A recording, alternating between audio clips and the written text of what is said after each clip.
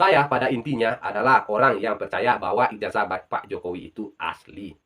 Tapi di satu sisi, Roy Suryo dan kawan-kawan melakukan riset dan penelitian, mereka menemukan bukti bahwa ijazah Bapak Jokowi itu palsu 99,9%.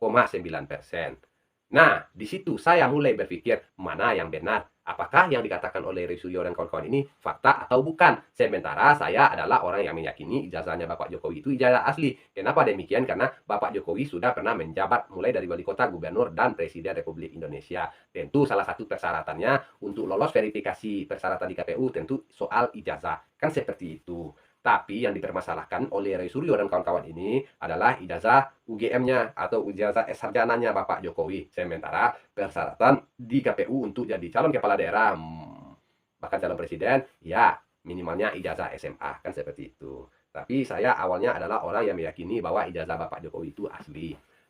Namun, karena ada penelitian dari Roy Suryo dan kawan-kawan, itu sudah merubah keyakinan saya. Merubah keyakinan saya begini, sebenarnya ini adalah hal yang gampang dan tidaklah rumit.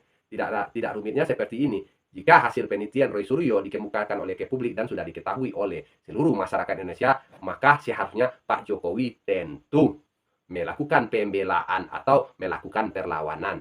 Caranya gampang, mudah kok. Pak Jokowi tampilkan saja ijazahnya ke publik. Kan kita pernah melihat bahwa rekan-rekan seangkatan Pak Jokowi itu tampil bersama-sama melihatkan ijazah mereka seperti ini di depan media. Nah, Pak Jokowi lakukan juga seperti itu. Nah, ini ijazah saya asli.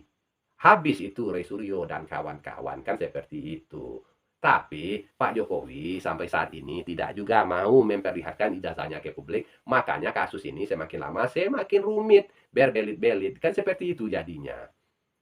Dari hal yang mudah dan gampang bisa rumit seperti ini. Jika Pak Jokowi tampilkan ke publik ijazahnya seperti ini, habis selesai semua kasus ini. Jika Roy Suryo salah, bersalah, maka mereka tentu akan menerima hukuman dari apa yang mereka perbuat. Kan seperti itu. Tapi dengan tidak adanya Pak Jokowi berani menampilkan ijazahnya ke publik, maka di situ banyak masyarakat, bukan saya saja, tapi banyak masyarakat yang akhirnya curiga atau meragukan keaslian ijazah Bapak Jokowi. Mereka sudah mulai terpengaruh dan percaya terhadap Roy Suryo dan kawan-kawan. Kan seperti itu.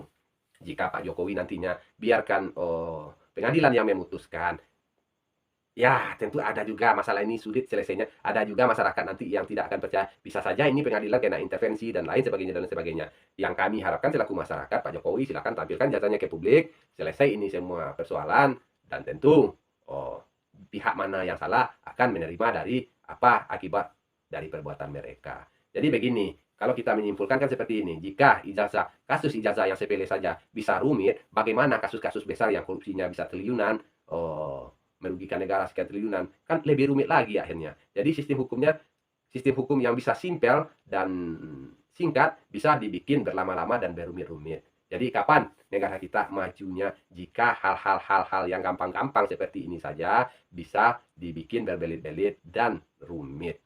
Jadi kami selaku masyarakat tentu juga menginginkan atau meminta Bapak Jokowi mohon untuk menampilkan juga ijazahnya ke publik biar masalah ini menemui titik temu dan jelas.